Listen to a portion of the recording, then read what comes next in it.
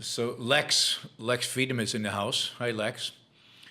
Lex is asking, if life is goal-directed action, what do you make of Sisyphus and his rock, where the goal appears to be meaningless at first glance? And yes, I mean, you drag the rock up, and correct me if I'm getting my mythology wrong, but you drag the rock up the mountain and it rolls back down, and you go back down and you drag it up again. But that's not motion. That's a dead end. You're doing the same thing over and over and over again. And that's not pro-life. That's not pro-achievement, not for a human being. Now, it's absolutely true that in the animal world, we see animals doing the same thing over and over and over again. But animals can't achieve happiness. They can achieve life. And life necessitates pretty simple, straightforward goals. And their consciousness does not require any kind of sophisticated stimulation. Human beings require a lot more. When they finish rolling that rock up the mountain, even if it rolls down, they look for a different mountain. They look for a different kind of rock. Human beings need change. They need new challenges. Our minds cannot sustain stagnation. They shrivel up. They die. I mean, one of the fun things about Lex's podcast is that the people on the podcast are constantly challenging you to think. They're constantly pushing a rock up a different hill, and it's a different rock, and it's completely new, and it's completely different. And it's pushing you and expanding you constantly. So human goals are not like pushing the rock up the mountain for a number of reasons. The pushing the rock up the mountain is meaningless. There is no purpose for getting the rock to the top of the mountain. Human goals, human values have a meaning. They have a purpose. That purpose might be spiritual. That purpose might be material. I need to make the first million so I can get the next one. It's always a different hill and a different rock and a different pusher. If we're going through this one, it's a different person pushing the rock, right? Change. So it's, you know, so many people resent the idea that you reach a certain goal, you achieve a certain satisfaction, and immediately you've got to go look for the next one. But that's exactly the point about life being motion. That's exactly the point about life not allowing you as a human being to stagnate. That's exactly the point about, yes, we constantly need new goals. And the more we achieve our goals, the more new ones we need. Because we need to be engaged. We need to be motivated. We need to be ambitious about knowledge, about life, about what's understanding. So if you introspect, you achieve something great at work, and you've achieved your goal, you did great, you really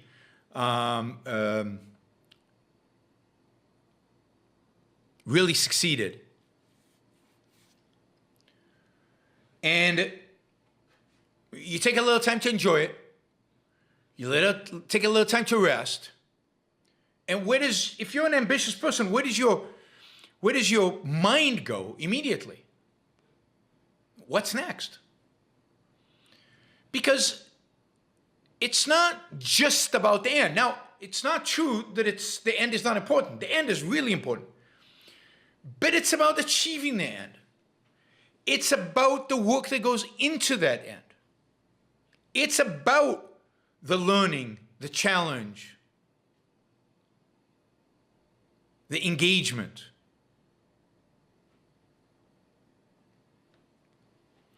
It's about the path. It's about what you learn during the path, about yourself, about the world, just the knowledge. It's about the challenge and the fun involved in that challenge. So, to take your life seriously is to set ambitious goals in every aspect of your life. To achieve, to work hard, to achieve those goals, to achieve those values. And when they're achieved, let's say if they're material values and you can just achieve them, and it's an end, set new ones. Strive anew. Go for the next thing. Don't settle. Don't stop. Don't slow down. Life is too important. I mean, people ask me, where do you get the energy you're on to, I don't know, travel around the world and give talks all the time, or to do all these shows and debates and everything else that I do? And the energy, is comes from the goals, comes from the values, comes from knowing the importance of doing, of acting, of achieving, of succeeding, and of pushing ahead. And this is true in every aspect of your life. Don't just settle. Don't accept the status quo. Push yourself. And to begin with, I wonder if I can ask you to capsulize. I know this is difficult. Can I ask you to capsulize your philosophy? What is Randism? First of all, I do not call it Randism, and I don't like that name. I call it objectivism. All right. Meaning a philosophy based on objective reality. Now let me explain it as briefly as I can. First, my philosophy is based on the concept that reality exists as an objective absolute, that man's mind, reason, is his means of perceiving it, and that man needs a rational morality. I am primarily the creator of a new code of morality which has so far been believed impossible, namely a morality not based on faith. On faith? Not on faith, not on arbitrary whim, not on emotion, not on arbitrary edict, mystical or social, but on reason, a morality which can be proved by means of logic, which can be demonstrated to be true and necessary. All right, all right. Now, may I define what my morality is? All right. Because this is merely an introduction. My morality is based on man's life as a standard of value.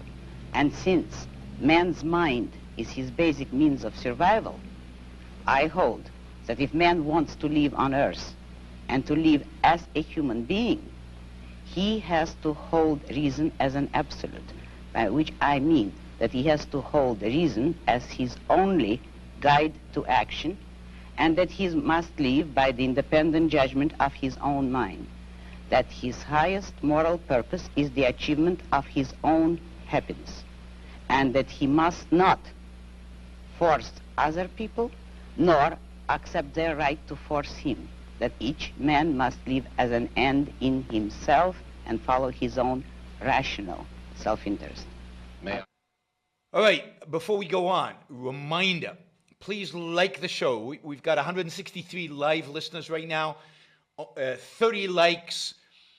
That should be at least 100. I figure at least 100 of you actually like the show. Maybe there are like 60 of the Matthews out there who hate it. But at least the people who are liking it, I want to see a thumbs up. There you go. Start liking it. I want to see that go to 100. All it takes is a click of a thing, whether you're looking at this. And the likes matter. It's not an issue of my ego. It's an issue of the algorithm. The more you like something, the more the algorithm likes it. So, and if you don't like the show, give it a thumbs down. Let's see your actual views being reflected in the likes. But if you like it, don't just sit there. Help get the show promoted. Of course, you should also share And you can support the show at JeronBrooksShow.com/support, or on Patreon, or Subscribestar, or Locals, and show your support for the work, for the value, hopefully, you're receiving from this. And of course, don't forget, if you're not a subscriber, even if you just come here to troll, or even if you're here like Matthew to defend Marx, then you should subscribe, because that way you'll know when to show up. You'll know what shows are on, when they're on. You'll get notified, right? So, yes, like, share, subscribe, support. Like, share, subscribe, support. There you go. Easy. Do one or all of those, please.